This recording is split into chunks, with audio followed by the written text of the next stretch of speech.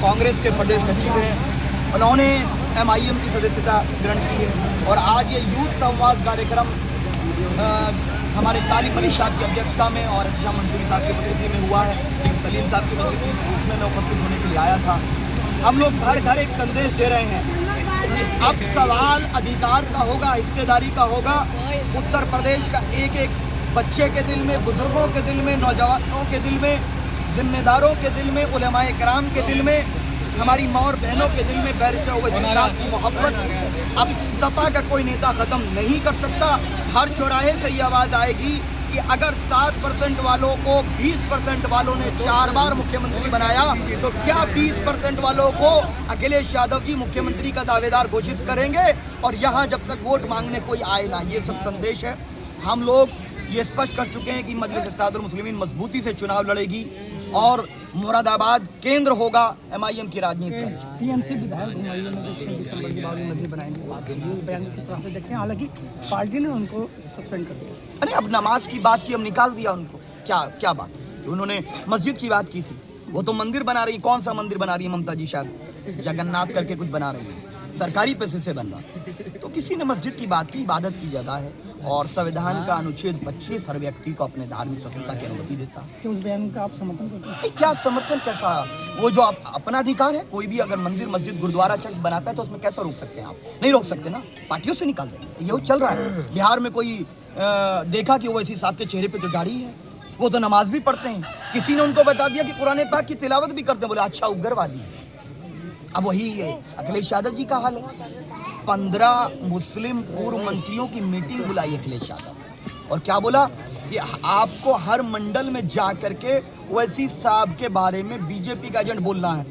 लेकिन उनको ये नहीं पता था जो इलाज बिहार की जनता ने किया उग्रवादी बोलने पर, अब उत्तर प्रदेश की जनता वही इलाज करने जा रही है। हर चौराहे से आवाज आएगी कि अब हमें ऐसे लोग गुमराह नहीं कर सकते। जिहाद वाले बयान को किस तरह हमें देखते हैं? संघर्ष करना है इसका मतलब, और हम लोग संवैधानिक तरीके से न्याय के लिए संघर्ष कर रहे हैं और हम अपने तमाम उलेमाए कराम बेहद एहतराम करते हैं। हमारे सरों का ताज है हमारे उलेमाए कराम, हम उनका एहतराम करते हैं। तो उनकी बात पे मुझे टिप्पणी करना एकदम अनुचित है। लेकिन हाँ, ये बात स्पष्ट है कि बहुत से अत्याचार हुए हैं पिछले 11 सालों में भाजपा की सरकार में। हमारे मस्जिद, मदरसे, खानकाहों को टारगेट किया गया है, मॉब लिंचिंग में मारा गया, गोश्त के नाम पर मारा गया, हमारे कारोबारियों, कुरैशी भाइयों के कारोबार को तबाह किया गया और आज वक्त की संपत्तियों पर डकैती डालने का षड्यंत्र प्रतीत होता है। उम्मीद पोर्टल का समय नहीं बढ़ा रहे हैं, वो काम नहीं कर रहा है पोर्टल। ये सब समस्याएं तो पेश आ रही हैं ना। आप किसी के घर पे बिल्डोजर चला देंगे। अब कमाल अख्तर साहब बोलते हैं हमारे बारे में कि हमारा टिकट कहाँ तय होता है। अब मैं बोल दूं कि व्हाइट हाउस किसके पार्टनरशिप में चल रहा है? क्या नहीं है बीजेपी के पार्टनरशिप में? तो ये सब बातें नहीं करनी। वो तो उनका निजी व्यापार है, वो भाजपा के साथ व्यापार कर सकते हैं।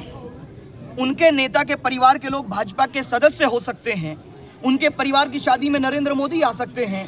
और अगर मैंने ये कहा 20% वाला दरी नहीं बिछाएगा, अपने लिए कुर्सी लगाएगा और गर्व से उस पर बैठेगा, तो हम लोग बीजेपी के एजेंट हो गए। हमने तो आपको 20-30 साल तक लगातार बिना सवाल किए वोट किया है। पहली बार हम सवाल कर रहे हैं और सवाल अब एक एक मुसलमान कर रहा है, एक एक दलित कर रहा है कि अब हम दरी नहीं बिछाएंगे। मेरा लास्ट सवाल है, क्या नाम है सर, उत्तर प्रदेश में सभी स्कूल मदरसों में वंदे मातरम मस्जिद आला में अभी तो आज तक मैंने वजीर आजम या वजीर आला के मुंह से भी आज तक पूरा वंदे मातरम नहीं सुना। अच्छा आप बताइए, आपको याद है वंदे मातरम? नहीं है ना। बयान किस तरह से? मैं वही बता रहा हूँ कि कितनों लोग को याद है। और दूसरी बात, मुझे देशभक्ति कैसे साबित करनी है, सुन लीजिए। मैं उसको, मुख्यमंत्री ने कहा तो याद तो करना सुन तो लीजिए। उनके पहले वो खुद याद कर लें। बाबा के खुद याद नहीं है।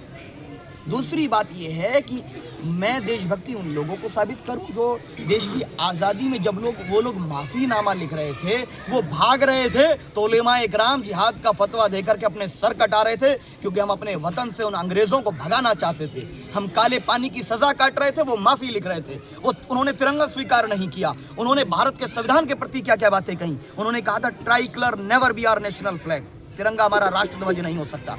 क्या आरएसएस की शाखाओं में तिरंगा मैंडेटरी करेगा आरएसएस या मुख्यमंत्री जी?